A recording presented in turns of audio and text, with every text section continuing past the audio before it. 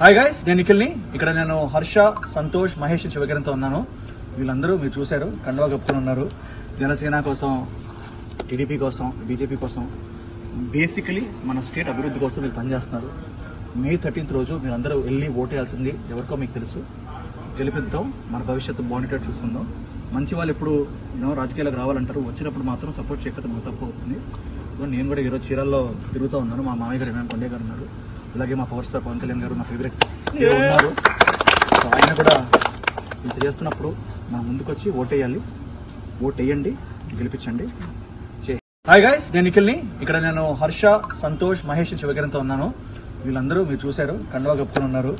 జనసేన కోసం, టీడీపీ కోసం, బీజేపీ కోసం, బేసికలీ మన స్టేట్ అభివృద్ధి కోసం మీరు పనిచేస్తున్నారు.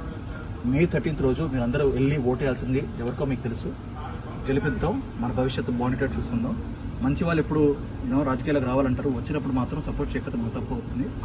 నేను కూడా ఈరోజు చీరాల్లో తిరుగుతూ ఉన్నాను. మా మామయ్య గారు ఏమైనా కొండే గారు ఉన్నారు, అలాగే మా పవర్ స్టార్ పవన్ కళ్యాణ్ గారు, నా ఫేవరెట్ హీరో ఉన్నారు.